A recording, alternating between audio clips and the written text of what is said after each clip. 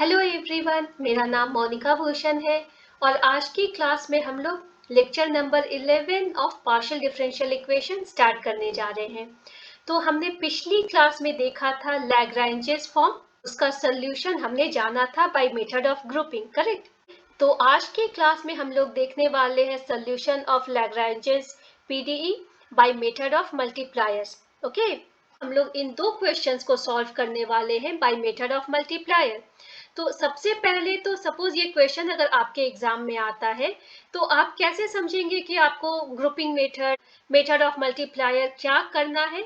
तो सबसे पहले क्या ये मेरा जो इक्वेशन है वो मेरा लैग्रैंजेस फॉर्म में है, ये हमें देखना है, ठीक है ना। मतलब कि क्या ये मेरा capital P plus capital Q equals R के फॉर्म में है या नहीं है, ये हमें जानना है। तो हम देख रहे हैं कि हमारा P और Q तो गिवन है, ये लीनियर है और फर्स्ट ऑर्डर का भी है। तो ये कंप्लीटली मेरा P बन गया कैपिटल P, ये मेरा कैपिटल Q बना और ये मेरा R जो है यहाँ पर है, ठीक है ना। यहाँ पर कोई PQ टर्म नहीं है। इन सभी चीज़ों को हमने समझ लिया है पिछली क्लास में। तो अभी हम लोग डायरेक्ट स्टार्ट करने जा रहे हैं। फाइन, तो हमारा मेथड ऑफ मल्टीप्लायर भी 3 स्टेप्स में सॉल्व होने वाला है। पहला स्टेप एग्जैक्टली सेम है जो मेथड ऑफ ग्रुपिंग का था। मतलब कि स्टेप 1 में हम क्या करने वाले हैं, P Q R को हमने जान लिया कि वो क्या है, हमने एक जगह लिख लिया है। फाइन, स्टेप नंबर 2 क्या है हमारा, हमने पिछली क्लास में देखा था कि जो स्टेप नंबर 2 है उसमें हमें लैग्रैंजेस ऑक्सिलरी इक्वेशन की मदद लेने की जरूरत है। ये जो इसका ऑक्सिलरी इक्वेशन है उसका सिस्टम ऑफ इक्वेशंस हमने यहाँ पर तैयार कर लिया है, ठीक है ना। मतलब कि ये आपका dx बाई कैपिटल P जो हमने निकाला था capital P, dx by capital P लिख लिया equals dy by capital Q equals dz by capital R हमने लिख दिया है। फाइन, सबसे पहले हम ये जानेंगे कि हम मेथड ऑफ मल्टीप्लायर में क्यों आ रहे हैं, क्योंकि मेथड ऑफ ग्रुपिंग यहाँ पर वर्क नहीं करने वाला है। और वो क्यों वर्क नहीं करने वाला है, तो मेथड ऑफ ग्रुपिंग थोड़ा इजी होता है, उसे हम लोग एक बार एग्जाम में भी थोड़ा ट्राई कर ले। अगर मेथड ऑफ ग्रुपिंग नहीं लगने वाली है तभी हम लोग मेथड ऑफ मल्टीप्लायर में आएंगे। फाइन, तो यहाँ पर अगर हम स्कैन करें इन दो फ्रैक्शंस को तो हमने क्या कहा था कि अगर ये dx और dy के रिस्पेक्ट में है तो हमारा डिनोमिनेटर में z नहीं होना चाहिए, और अगर z है तो वो कैंसिल हो जाए। मगर यहाँ पर z है और वो कैंसिल भी नहीं हो सकता है, तो ग्रुपिंग 1 और 2 के बीच में नहीं लगने वाली है। क्या ग्रुपिंग 2 और 3 के बीच में लगने वाली है, तो हम देख रहे हैं कि यहाँ पर फ्रैक्शन dy के रिस्पेक्ट में है और यहाँ पर dz के रिस्पेक्ट में है। तो मतलब कि x जो है वो नहीं होना चाहिए, नहीं तो आप इंटीग्रेट नहीं कर पाएंगे, ठीक है ना। आपका मेन पर्पस क्या है स्टेप नंबर 2 का, स्टेप नंबर 2 का मेन गोल हमने क्या कहा था, वो है हमारा स्टेप नंबर 3 को इजी बनाना। स्टेप नंबर 3 क्या था हमारा, इंटीग्रेशन था, ठीक है। तो सेम हमारा काम यहाँ भी वही रहेगा, स्टेप नंबर 3 हमारा सेम रहेगा जो कि इंटीग्रेशन है। बस जो भी चेंजेस आने वाले हैं वो स्टेप नंबर 2 में ही आने वाले हैं। तो हमने देखा कि यहाँ भी ग्रुपिंग नहीं लगने वाली है क्योंकि यहाँ पर x हमारे पास मौजूद है जिसे हम इंटीग्रेट नहीं कर पाएंगे। सिमिलरली अगर हम 1 और 3 के बीच में करना चाहें ग्रुपिंग तो x और z है तो y नहीं रहना चाहिए, मगर y हमें दिख रहा है जो कैंसिल भी नहीं हो सकता है। मतलब कि इस तरह के ऑक्सिलरी इक्वेशन को हम लोग मेथड ऑफ ग्रुपिंग से नहीं बना सकते हैं। तो उस समय हम लोग को क्या करने की जरूरत है, हमें दूसरा मेथड यूज करना है जो कहलाता है मेथड ऑफ मल्टीप्लायर, ठीक है ना। तो मेथड ऑफ मल्टीप्लायर का क्या मतलब है, तो सेम चीज जो हमारा नाम बता रहा है मल्टीप्लायर, मतलब हम लोग कोई भी 3 मल्टीप्लायर चूज करने वाले हैं। वो 3 क्यों रहेगा, क्योंकि हमारे पास 3 फ्रैक्शंस है, फ्रैक्शन नंबर 1, फ्रैक्शन नंबर 2 और फ्रैक्शन नंबर 3। तो इन तीनों फ्रैक्शंस में हम लोग कोई भी 3 या तो कांस्टेंट या तो 3 functions with respect to x y z से मल्टीप्लाई करने वाले हैं। कहने का मतलब कि जो आपने 3 मल्टीप्लायर चूज करना है, हमने उसे नाम दे दिया LMN। तो ये LMN कोई कांस्टेंट भी हो सकता है, LMN कोई भी फंक्शन एक्स वाई जेड के रेस्पेक्ट में भी हो सकता है, LMN तीनों सेम भी हो सकते हैं या कोई दो भी सेम हो सकता है या तीनों अलग भी हो सकते हैं, इसमें कोई प्रॉब्लम नहीं है। मेन रीजन क्या है LMN कहने का, कि ये जो L है हम लोग फर्स्ट फ्रैक्शन में अगर इसे न्यूमरेटर और डिनोमिनेटर में मल्टीप्लाई कर दें तो स्टिल ये आपका फ्रैक्शन जो है वो इक्वल साइन के लिए वैलिड रहेगा। ठीक है, मतलब मैं अगर कहूँ 1/2 को अगर मैं न्यूमरेटर और डिनोमिनेटर दोनों में 2 से मल्टीप्लाई कर दूं तो वो आपका इक्वल ही रहेगा। ठीक है ना, क्योंकि 1/2 is equal to 2/4। Fine, same thing हम यहाँ कर रहे हैं। अगर मैं न्यूमरेटर और डिनोमिनेटर में सेकंड फ्रैक्शन के कोई भी दूसरा मल्टीप्लायर m और m से मल्टीप्लाई कर दूं तो m तो कैंसिल हो सकता है, मतलब ये भी सेम है, कोई प्रॉब्लम नहीं है। सिमिलरली अगर मैं n और n से थर्ड फ्रैक्शन को मल्टीप्लाई कर दूं तो भी ये इक्वल साइन की प्रॉपर्टी लूज नहीं होने वाली है। फाइन, हमें इस मल्टीप्लायर को यूज करने का रीजन क्या है? ये जो मल्टीप्लायर हम लोग 3 यूज करने वाले हैं, बेसिकली ये हमें हेल्पफुल है एक चौथा फ्रैक्शनल टर्म बनाने के लिए। ओके, हमें एक चौथा फ्रैक्शनल टर्म चाहिए, इस तरह से वो फ्रैक्शनल टर्म तैयार हो कि वो इसके इक्वल रहे, इन तीनों के इक्वल रहे। ओके, और वो फ्रैक्शनल टर्म हमारा क्या रहेगा?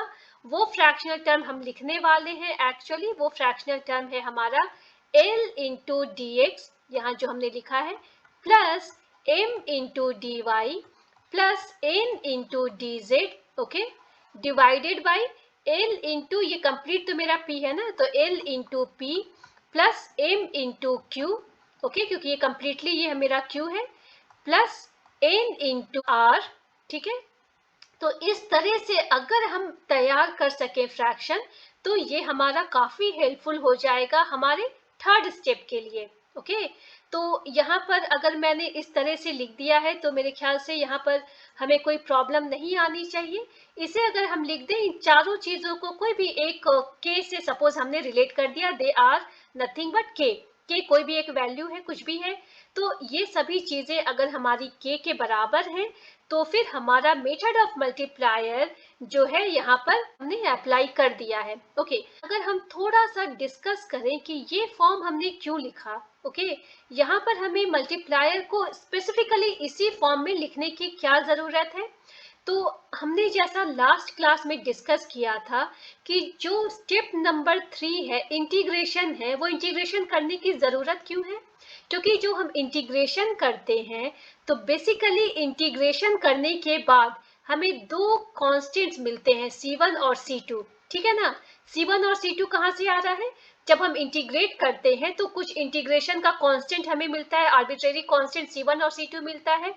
वो C1 और C2 बेसिकली हम लोग रिलेट करते हैं U और V से। U और V क्या है? U और V मेरा एक्स वाई जेड का रिलेशन है। ठीक है ना, V भी मेरा एक्स वाई जेड का रिलेशन है। और इस U और V को अगर हम C1 और C2 से इक्वेट करें तो बेसिकली ये U और V मेरा जो है वो सोल्यूशन का सेट तैयार होगा। मतलब हमारा फाइनल आंसर जो है लैग्रेंजेस PDE का फाइनल आंसर क्या मेरा आता है? हम फाइनल आंसर इस फॉर्म में लिखने वाले हैं जो कि है phi u comma v equals 0। Phi कोई भी आर्बिट्रेरी कांस्टेंट है, u और v जो है ना, वो u और v हमारे लैग्रेंजेस ऑक्सिलरी इक्वेशन के दो इंडिपेंडेंट सॉल्यूशंस हैं। और ये जो दो इंडिपेंडेंट सॉल्यूशंस u और v है, ये बेसिकली एक सरफेस है जो कि x y z स्पेस पर है। ओके, और यही जो u और v है इसे हम लोग C1 और C2 से रिलेट करने वाले हैं। ओके, इसका मतलब मुझे u और v जो दो आंसर्स चाहिए वो हमारे x के भी रेस्पेक्ट में चाहिए, y के भी रेस्पेक्ट में चाहिए और z के भी रेस्पेक्ट में चाहिए, तभी हम इस x y z स्पेस पर इस सोल्यूशन को बता पाएंगे।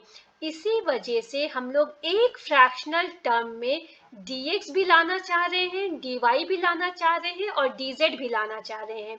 और जब इस dx plus dy plus z के कोई भी टर्म को अगर हम इंटीग्रेट करेंगे तो उसके बाद हमें फाइनली ये दो सॉल्यूशंस u और v मिल जाएंगे।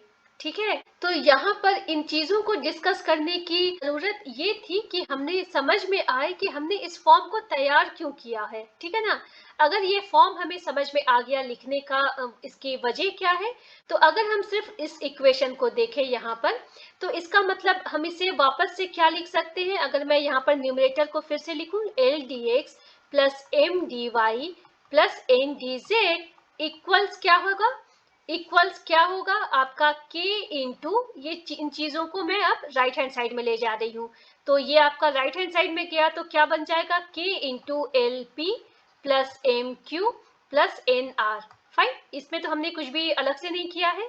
इसका मतलब कि ये जो मेरा l d x plus m d y plus n d z है वो होगा k इंटू, अगर मैं इस l p plus m q plus n r को कुछ इस तरह से अरेंज करूं कि वो मुझे जीरो दे आंसर, मतलब कि हमें जो मल्टीप्लायर चूज करना है एल एम एन को वो इस तरह से चूज करना है जिससे l p plus m q plus n r मुझे अगर जीरो दे देता है तो ये कंप्लीट टर्म अगर जीरो बना, ठीक है, तो जीरो इंटू के क्या आपको देगा, आपको जीरो देगा। तो फाइनली मुझे क्या मिल गया, फाइनली मेरा स्टेप नंबर 2 यहाँ पर खत्म हो जाएगा, मतलब l d x plus m d y plus n d z equals zero, ये हमें पता चल गया, ऐसी वैल्यू एल एम एन की हमें मिल गई है। और इसका फायदा क्या है कि अब मैं स्टेप नंबर 3 में जब इंटीग्रेट करूंगी, मतलब कि लेफ्ट हैंड साइड को भी और राइट हैंड साइड को भी दोनों को जब मैं इंटीग्रेट करने वाली रहूंगी तो मुझे एक आंसर एक्स वाई जेड तीनों के रेस्पेक्ट में मुझे आंसर मिलेगा, ठीक है ना। और वो जो आंसर मिलेगा वो होगा इक्वल क्या के, इंटीग्रेशन ऑफ जीरो के। इंटीग्रेशन ऑफ जीरो आपको क्या देता है, कोई भी आर्बिट्रेरी कांस्टेंट देता है, ठीक है ना, आपका C1 C2 कुछ भी देता है। तो इंटीग्रेशन ऑफ जीरो मुझे C देता है। इसे हम लोग थोड़ा अगर इस तरह से भी समझें कि जब मैं डिफ्रेंशिएट करती हूँ, सपोज अगर मैं डिफ्रेंशिएट करती हूँ किसी भी कांस्टेंट को तो वो आपको क्या आंसर देता है, किसी भी कांस्टेंट का डिफ्रेंशिएशन तो आपको जीरो देता है ना। मतलब अगर मैं यहाँ लिखूं d by D x of 1 आपको क्या देगा, जीरो देगा। Similarly d by D x of even 1000 वो भी तो आपको जीरो ही देगा। मतलब कोई भी कांस्टेंट यहाँ पर हो, कोई भी कांस्टेंट हो, अगर उसे आप डिफ्रेंशिएट करते हैं तो वो आपको हमेशा आपको जीरो आंसर देता है। सिमिलरली अगर मैं इसका उल्टा बोलूं तो अगर मैं इंटीग्रेट करूं जीरो को, ठीक है, अगर मैं इंटीग्रेट कर रही हूँ जीरो को तो वो मुझे कोई कांस्टेंट देगा। यहाँ मैं श्योर नहीं हूँ कि वो मुझे 1 देगा, 2 देगा, 1000 देगा कि 100 देगा या मिलियन देगा, ठीक है ना। इस वजह से मैं क्या कहूंगी कि इंटीग्रेशन ऑफ जीरो मुझे कोई भी आर्बिट्रेरी कांस्टेंट देगा, वो मुझे मालूम नहीं है कि वो कांस्टेंट की वैल्यू क्या है। इस वजह से हमने क्या लिखा है, इंटीग्रेशन ऑफ जीरो क्या है हमारा, C है, ठीक है, फाइन। तो अब हम क्या करने वाले हैं, अब हमें पता लगाना है कि एल एम एन ऐसी कौन सी वैल्यूज हम लोग चूज करें जिससे कि ये मेरा फाइनली ये हमारा जीरो दे दे। फाइन, ये आपका क्या है, यहाँ आपका P है, ठीक है, ये आपका Q है, ये आपका R है। यहीं पर मुझे कुछ एक मल्टीप्लाई करना है L को, यहाँ पर M को और N को, और बाद में इन तीनों को ऐड करना है जिससे कि वो मुझे जीरो दे दे। तो यहाँ हमें कुछ ट्रिक अप्लाई करना है और इवन ये थोड़ी प्रैक्टिस से भी आती है। तो आपका स्टेप नंबर 2 बेसिकली आपको यही वैल्यू एल एम एन को ही पता लगाने के लिए रहेगा। फाइन, तो यहाँ पर हम क्या देख रहे हैं, अगर आप ध्यान दें इस y minus z, z minus x, x minus y, ये साइक्लिक फॉर्म में, ये बेसिकली आपको जीरो देने वाला है अगर आप इन तीनों को ऐड कर रहे हैं। अगर मैं यहाँ पर लिखूं इन्हें एक साथ तो ये हमें कैसे जीरो दे रहा है, अगर यहाँ पर मैं लिखूं x y minus x z plus मैं करने वाली हूँ y z minus x y y x और फिर plus z x minus z y, तो एक्स वाई और minus x y minus x z plus x z और फिर y z minus z y आपको जीरो दे रहा है, ठीक है, ओके। तो अब हमें जब ये स्ट्रेट फॉरवर्ड अगर ये हमें जीरो ही दे रहा है ऐड करने पर, तो हम क्या कहने वाले हैं, हमने तीनों टर्म्स में 1 से मल्टीप्लाई किया, मतलब हमने कुछ भी चेंजेस नहीं किए। तो अगर हम एल एम एन तीनों को 1 डाल दें तो ये हमारा l p plus m q plus n r zero देगा। फाइन, तो वही काम हमने किया है, इन्हें हमने 1 से रिप्लेस किया तो फाइनली हमें यहाँ पर जीरो मिला। तो अगर ये हमें जीरो मिला तो उसका फायदा क्या है, हमने देखा था हमारा फोर्थ फ्रैक्शन क्या था, फोर्थ फ्रैक्शन हमने लिखा था कि l d x plus m d y plus n d z equals के इंटू आपका था ये l p plus m q plus n r, ठीक है ना। और यहाँ पर क्या हुआ, ये हमें जीरो मिल गया है, ठीक है। तो फाइनली आपका ये टर्म लेफ्ट हैंड साइड 0 बन गया। एल एम एन अगर 1 1 1 है तो मतलब ये dx plus dy plus dz equals 0 है। फाइन। तो अब यहाँ पर मैं स्टेप नंबर 3 लगा दूंगी, मतलब मैं दोनों साइड में लेफ्ट हैंड साइड और राइट हैंड साइड में इंटीग्रेट करने वाली हूँ। अगर मैं इसे सेपरेट कर लूँ तो integration of dx plus integration of dy plus integration of dz equals integration of 0। हमने कहा कि ये हमारा कोई भी आर्बिट्रेरी कांस्टेंट c देगा, तो हम इसे नाम c1 डाल दे रहे हैं। फाइन। तो इंटीग्रेशन ऑफ dx x देगा, इंटीग्रेशन ऑफ dy y देगा, इंटीग्रेशन ऑफ dz आपको z देगा, और ये आपका c1 आ गया। और यही c1 को मैं रिप्लेस करने वाली हूँ u से। फाइन। तो आपको मिल गया u is nothing but x plus y plus z. तो जो आपका finally answer phi u comma v equal 0 आने वाला है, वहां पर तो आपको u पता चल गया कि x plus y plus z है। मुझे बस अब नेक्स्ट मेरा काम है कि मुझे v जानना है कि v क्या होगा। v निकालने के लिए भी मुझे यही सेम प्रोसेस अप्लाई करना है, मतलब कि अब मैं कोई भी नया सेट मल्टीप्लायर का चूज करूंगी। सपोज मैंने नाम दिया l डैश m डैश और n डैश को, ये नया सेट मल्टीप्लायर का चूज करना है जिससे कि ये l dash p plus m dash q plus n dash r equals 0 दे। तो बेसिकली स्टेप नंबर 2 में आपको यही काम करना है, यही ट्रिक कुछ ऐसी अप्लाई करनी है जिससे ये आपको राइट हैंड साइड 0 दे दे। फाइन। तो इसके लिए अब हम क्या करने वाले हैं, फिर से अगर हम ध्यान दें तो यहाँ पर ऐसा हम क्या करें जिससे कि ये मुझे फाइनली इन तीनों डिनोमिनेटर का एडिशन जो है वो मुझे 0 दे दे। फाइन। तो यहाँ पर मुझे l को मल्टीप्लाई करना है, m को करना है और n को करना है। तो जब हम यहाँ देख रहे हैं y माइनस जेड प्लस अगर मैं करूँ z minus x plus x minus y, तो ये तो मुझे 0 दे देगा, और मुझे यहाँ से x हटाना चाहिए, उस केस में यहाँ से y हटाना चाहिए और यहाँ से z हटाना चाहिए। तो इंस्टेड ऑफ l मैं अगर लिखूँ 1 by x, instead of m अगर मैं लिखूँ 1 बाई वाई, और अगर मैं n को रिप्लेस कर दूं 1 बाई जेड से, तो क्या होगा, ये आपका x, y और z कट जाएगा, और जब इन तीनों को मैं ऐड करूंगी तो ये मुझे y minus z plus z minus x plus x minus y, मतलब कि ये चीजें मुझे 0 दे देंगी। ठीक है ना। तो मुझे पता चल गया कि जो l dash m dash n dash है वो मैं 1 बाई एक्स, 1 बाई वाई और 1 बाई जेड डाल सकती हूँ। फाइन। तो यहाँ पर हमने वही काम किया है। जब हमने इस तरह से किया तो मुझे l dash p plus m dash q plus n dash r 0 मिल गया। फाइन। अब क्या करने वाले हैं हम, अगर मुझे यहाँ पर ये 0 मिल गया तो मतलब कि मेरा जो l dx plus l dash dx plus m dash dy plus n dash dz था वो मुझे k इंटू 0 मिल गया, क्योंकि ये 0 है, ये कंप्लीट टर्म, मतलब ये आपको 0 दे दिया। तो अब मैं स्टेप नंबर 3 में आ जाऊंगी, मतलब मैं दोनों साइड को इंटीग्रेट करने वाली हूँ। l डैश है 1 by x d x plus m dash है 1 by y d y plus n dash है 1 by z d z equals integration of 0।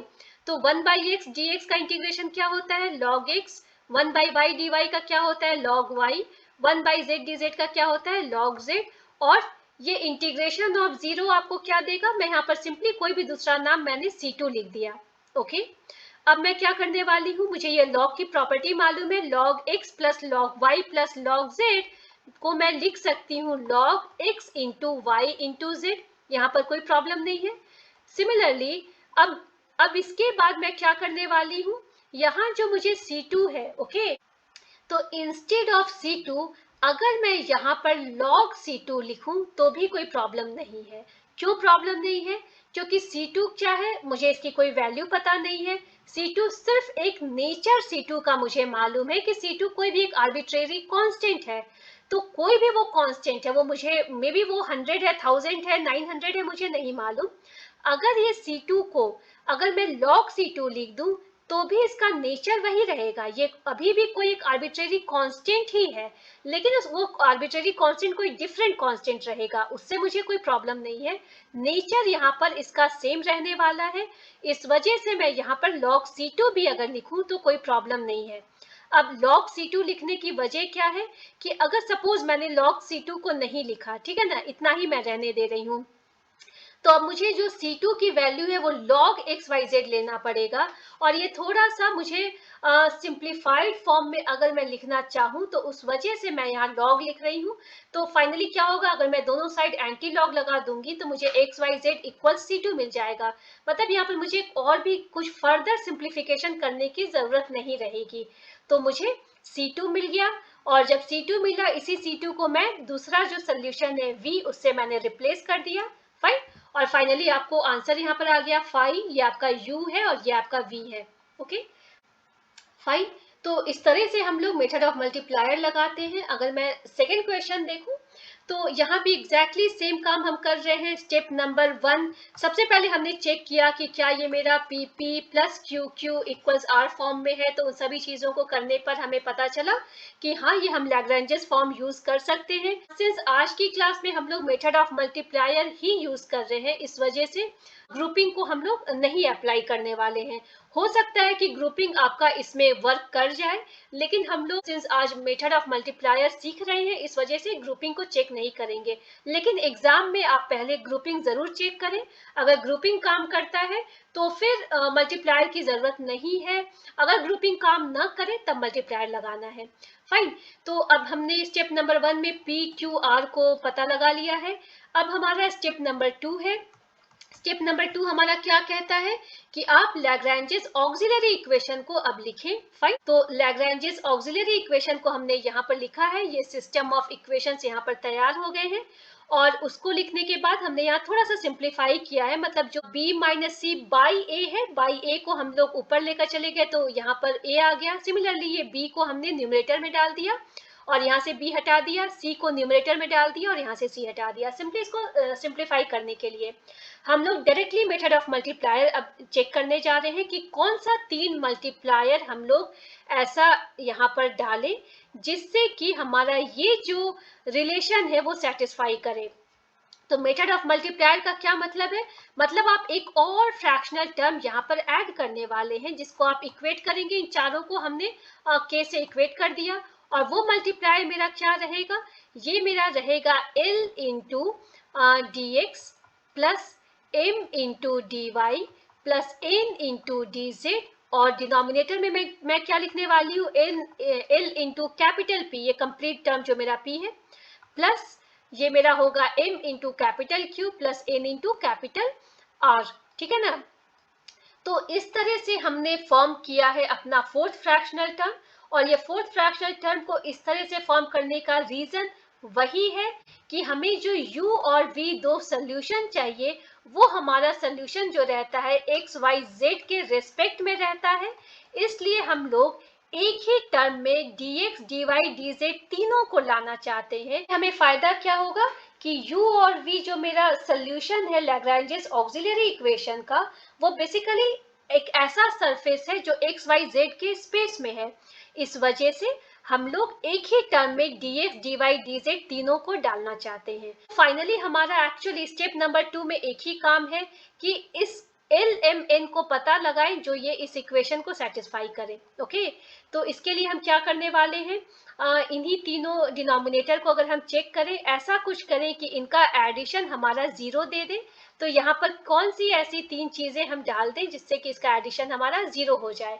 Okay, तो यहाँ पर हम क्या देखने वाले हैं कि B minus C, C minus A minus B, अगर सपोज यहाँ कुछ भी नहीं रहता, ओके, अगर सपोज YZ, XZ और फिर XY नहीं रहता और इन तीनों को अगर हम ऐड करते तो हमें ये 0 देता। लेकिन सिंस ये तीनों चीजें गिवन है, इन्हें हम ऐसे ही हटा नहीं सकते हैं, लेकिन हम एक काम कर सकते हैं, इन तीनों को अगर हम सेम बना दें, ओके, मल्टीप्लाइंग फैक्टर इन तीनों टर्म्स का अगर सेम बन जाए तो उसे हम कॉमन ले सकते हैं, और कॉमन को अगर हम मल्टीप्लाई करें इनके एडिशन से तो वो हमें 0 देगा। मेरा कहने का क्या मतलब है कि अगर यहाँ पर मैं x से मल्टीप्लाई करूं, यहाँ पर मैं y से मल्टीप्लाई करूं और यहाँ पर मैं z से मल्टीप्लाई करूं, तो क्या बनेगा, ये मेरा XYZ कॉमन आ जाएगा।